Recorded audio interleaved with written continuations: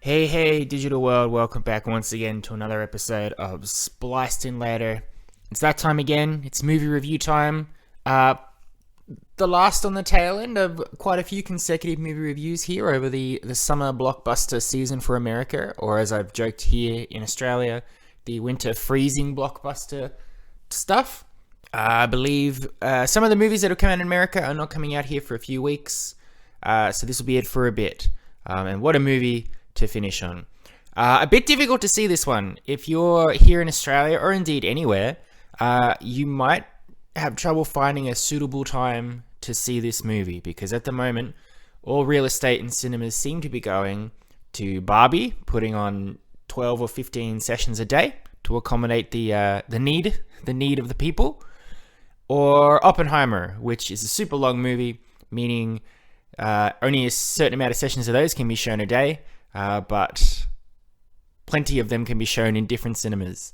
So for this little movie, a sequel to another little movie, surprisingly, if you'd have told me this movie was coming out, I wouldn't have believed you. It's always been in the coming soon slate, and I'd be like, that'll be one of those sequels which they greenlit immediately because the first one made a ton of money, surprisingly, but I don't think we'll ever get to it. Especially now with strikes and things, postponing movie releases, pandemics, all of that stuff. But no, it came out. I had to see it at 9:30 at night to see it, but I saw it. So if you are interested in seeing this movie, by all means, go for it. Just be prepared to see it on a really ridiculous late night screening, or, I don't know, in some obscure tiny little cinema at 2 o'clock on a Sunday afternoon or something. I don't really know. Anyway, enough beating around the bush. Let's get to it.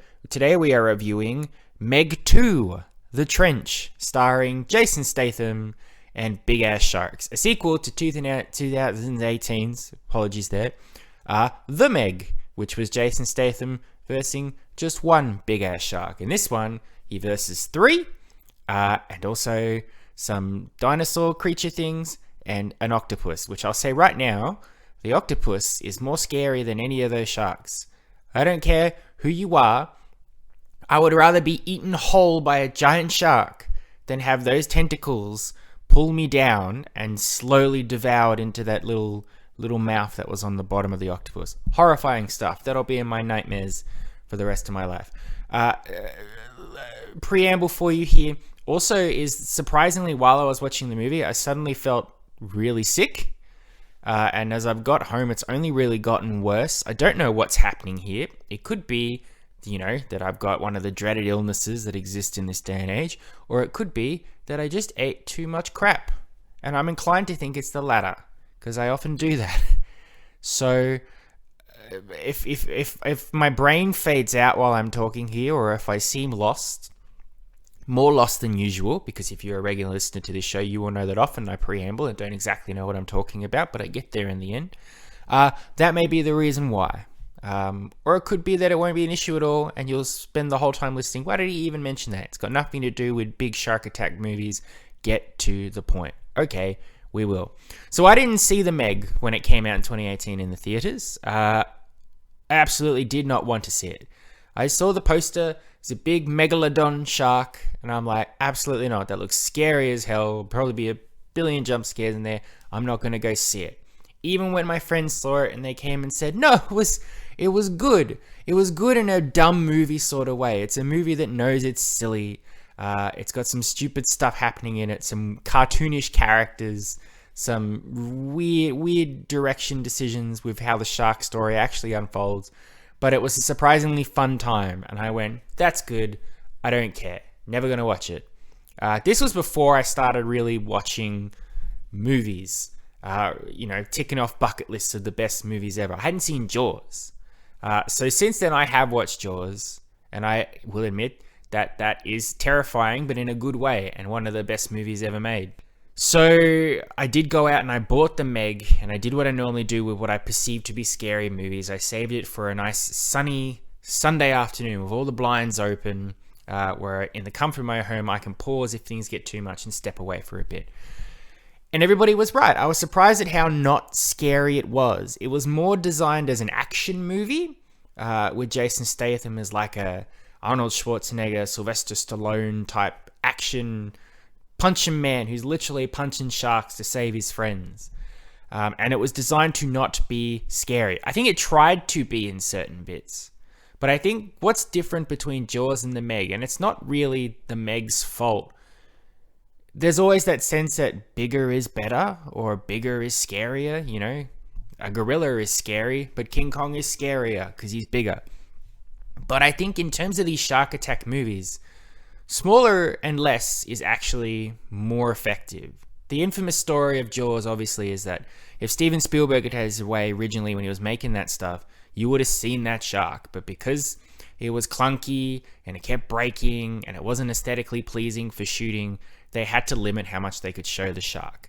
And that, in the end, is what actually helped make the movie as good as it was. Because one, you could never see the shark, you just knew something was hunting people, which in a way is more terrifying than actually seeing the thing that's coming to get you. But also by spacing out when you do see the shark, when you did see it, it was like, oh, okay. And it was big, Jaws was big, but he was still a shark, a regular sized shark of sorts. So he didn't just chomp people whole, he was pulling them down and struggling with them and terrifying stuff. With the Meg, yes, it is terrifying that this giant, big-ass shark as big as Godzilla is swimming out there in the ocean coming to get you.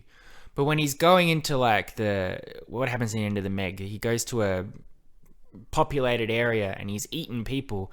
He's just sort of swimming, swallowing people whole. And while that is in concept a scary thing to think about and to see, it doesn't have that same effect because you're literally just watching nameless people disappear. It's not a suspense-inducing attack of sorts. It's more of a spectacle.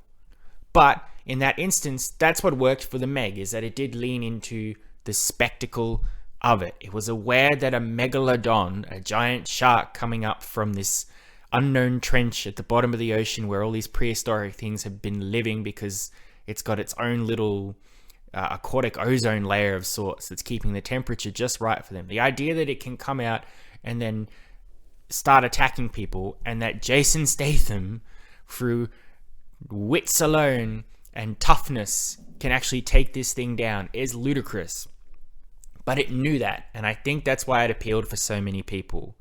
So I think the only detriments for that movie is what I said, is that the shark concept, while good that it's big and scary, doesn't quite work the way I think they wanted it to. They also didn't actually do that much with the Meg. There was a lot of people sitting around on boats or in submarines talking about the shark and planning to get it, but there was very actual little of the shark.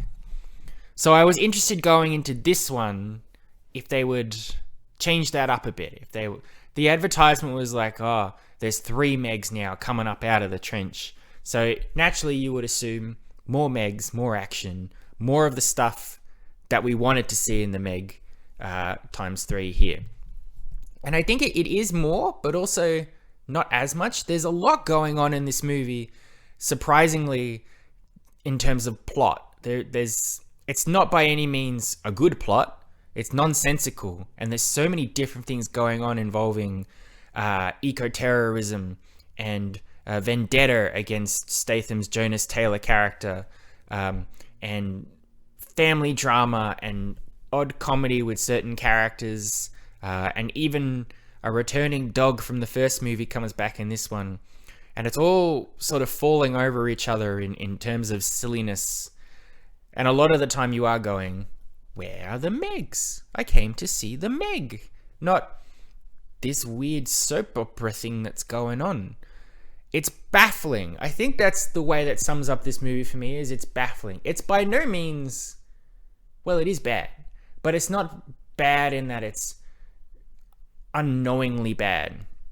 There's a self-awareness to Meg 2, much like Meg 1, meaning that you can't judge it too harshly, because at the end of the day, it does exactly what it's designed to do. It is a silly movie with big sharks chomping on people, and good old Jason Statham with his jet ski and his spear, throwing things at them and running away and all of that stuff.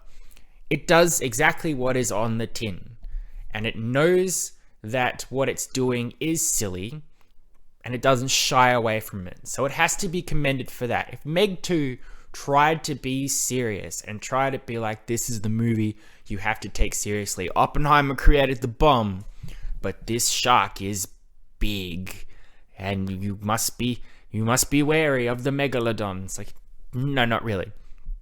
So in that instance, I can't be harsh on it. I got what I wanted out of it. I do think in many ways, though, it is inferior to the first one. I think it does a lot of what all sequels, especially shark films for some reason, where the idea that bigger is better and more of the same thing incidentally means that you just realize I could just watch the Meg 1 again instead of Meg 2. I mean, it's called Meg 2, The Trench, so it's literally about the same trench that was in the first movie.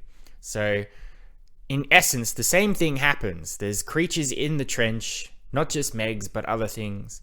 Eventually they get out of the trench, and they even go to the exact same populated area they went to last time, complete with the same little dog that's too brave for its own bloody good. And the same people have to run around and try and do that. But I still had fun with it.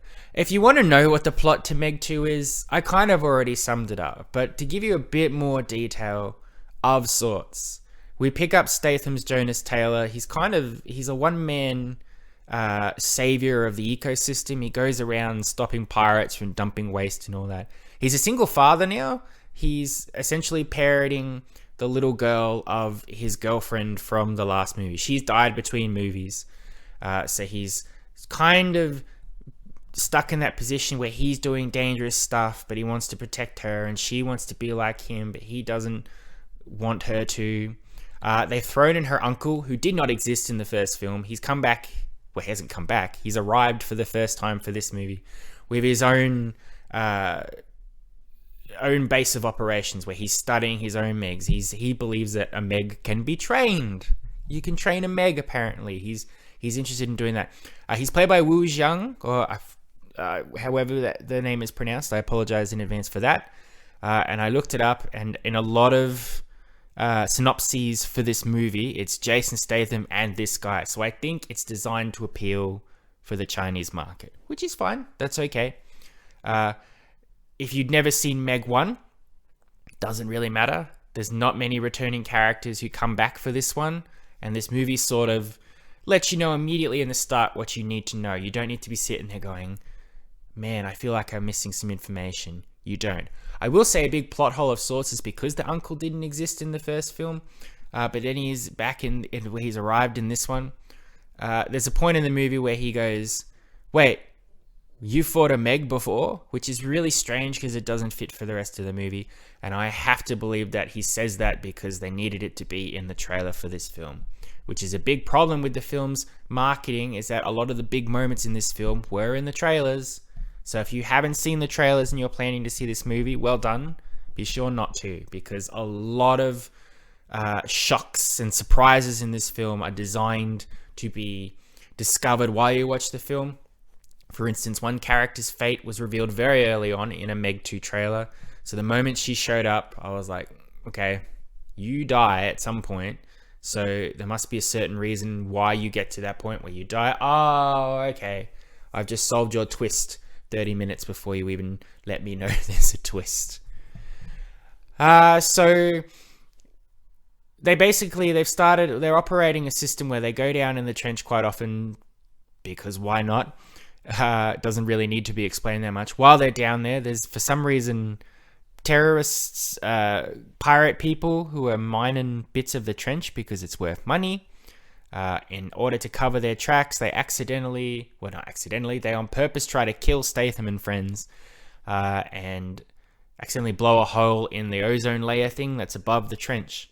So it sort of splits into two stories. The first half is Statham and crew are marooned at the bottom of the trench, so they have to get in these special undersea suits and walk from their subs to this super secret base that no one knew about, while avoiding the Megs that are down there, as well as the octopus thing that's horrifying, and little dinosaur things.